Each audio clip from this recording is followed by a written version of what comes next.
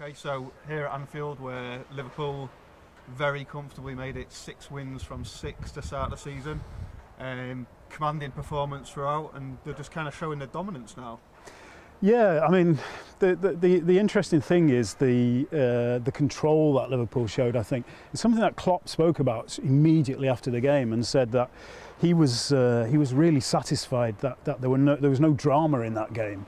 That Liverpool were able to, through their hard work, through their press particularly, were able to really exercise a control. We'd be 3-0 up at half-time, which is a winning position, obviously, but then to completely dominate in the second half. And the reality is, without really ever putting the foot completely on the pedal, Liverpool probably could have won that 6 or 7 in the end. So very encouraging for Klopp, because he'll need that after such intense periods of European games and big games against, the likes of Spurs. So really very positive. Yeah, I mean, one of the positives there is that obviously a player like Joe Gomez, who is still young, he's had pretty much 2 years on the sidelines, played 2 intense games, and he was able to rotate him out without really affecting the quality of what was performed on the pitch anyway, the outcome. And it was interesting that Klopp, changed the formation last season. One of the sort of problems that Liverpool had was overcoming teams that sat back and were clearly just going to try and come for a draw. And I think it was 8 draws at home last season, which was obviously far too many. If they are to push City all the way this year, that's something they need to change. And the change to a 4-2-3-1 with Shaqiri as the kind of number 10 was interesting. What were your thoughts on that? Well, I mean, that's a great point that you make, and it's actually going to be crucial that if Liverpool are going to win the title this season, which is a massive ask, if they're going to do that, then they basically have to win all their home games. And as you say, they dropped so many points last season against the smaller in inverted commas clubs with draws. Klopp decided to give Southampton something else that they were not expecting, and you could see Southampton had prepared for Salah being fed on the right into space, cutting inside, and then suddenly he's playing centre forward. Firmino is on the left, and Southampton were completely all over the place, trying to adjust to that system that they just did not expect. I think Klopp suggested in his press conference afterwards that they didn't have much time to work on it, but he decided to go for it anyway. In fact, he said there was a storm yesterday when they were trying to practice it, so they didn't get the chance to do it. But nonetheless, the players were kind of comfortable enough to cause Southampton the problems where the element of surprise brought them the victory, because it was won by half-time by the time Southampton did get organised. And I think that could be crucial as well, the fact that he can bring in the likes of Shaqiri to change things up. That gives them that chance to change things so that teams like Southampton can never just come here and defend comfortably.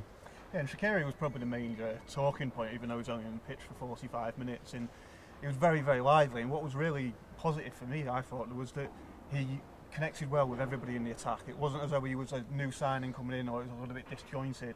The change in the shape, and then him coming in.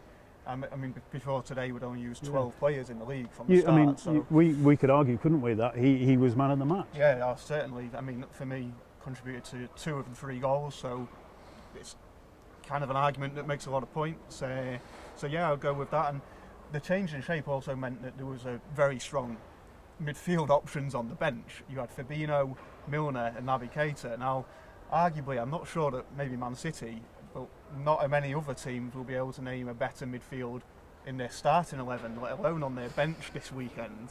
And with the League Cup on Wednesday, that's a beautiful thing for Klopp to have.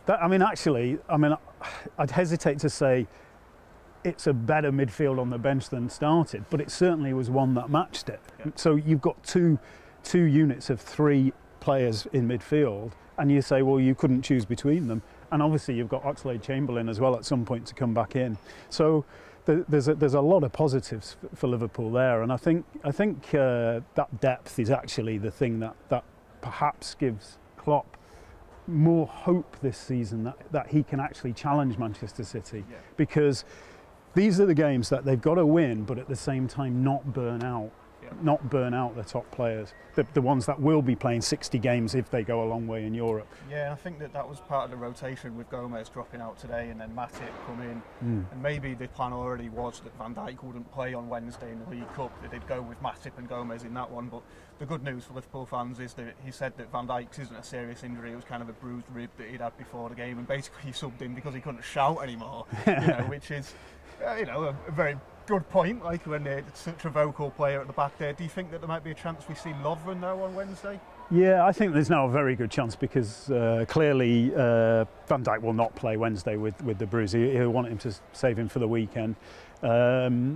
Gomez eventually played probably more of the game than they anticipated, so he may well rest Gomez for that game too. So you could just see Matip and Lovren. Lovren certainly should be fit now for that game, and that will be important. Lovren is a big player for Liverpool. No matter what a small section of the fans say about him, he's a huge player for them this season because he's got that massive experience now, and he's got a great understanding with Van Dijk. Don't forget that.